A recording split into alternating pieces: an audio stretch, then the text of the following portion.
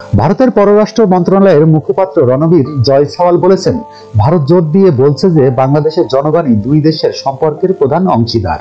ভারতের যোগাযোগ, বাণিজ্য, জ্বালানি সহ বহুমুখী খাতে বাংলাদেশ সম্পৃক্ত। শুক্রবার 20 ডিসেম্বর এক সংবাদ ব্রিফিংয়ে সাংবাদিকদের এক প্রশ্নের জবাবে তিনি এসব কথা বলেন। রণবীর জয়সওয়াল বলেন, পররাষ্ট্র সচিব বিক্রম মিশ্রির ঢাকা সফরকালে অন্তর্বর্তী সরকারি নেতাদের সঙ্গে আলোচনার সময় ভারতের পক্ষ থেকে স্পষ্ট করে গণতান্ত্রিক, স্থিতিশীল, শান্তিপূর্ণ, প্রগতিশীল ও অন্তর্ভুক্তিমূলক বাংলাদেশের প্রতি সমর্থনের কথা বলা হয়েছে। তিনি বলেন, আমরা পারস্পরিক বিশ্বাস, শ্রদ্ধা, উদ্বেগ, স্বার্থের উপর ভিত্তি করে বাংলাদেশের সঙ্গে ইতিবাচক ও গঠনমূলক সম্পর্ক গড়ে তোলার জন্য আমাদের ইচ্ছা পূর্ণ ব্যক্ত করছি।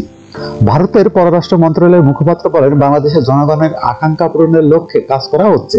তাই বাংলাদেশের প্রতি আমাদের দৃষ্টিভঙ্গি এটাই এবং গণতান্ত্রিক দেশ হিসাবেও এটাই। কায়রোতে বাংলাদেশের প্রধান উপদেষ্টা ডক্টর ইউনূস ও পাকিস্তানের প্রধানমন্ত্রী শেহবাজ শরীফের মধ্যে বৈঠকে সার্ক পুনঃ উজ্জীবিত করার বিষয়ে আলোচনা হয়েছে।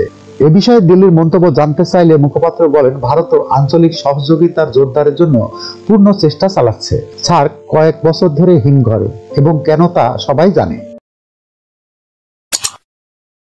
যখনকার খবর তখনই দেখতে চোখ রাখুন সুন 24 টিভিতে। চ্যানেলটি সাবস্ক্রাইব করুন।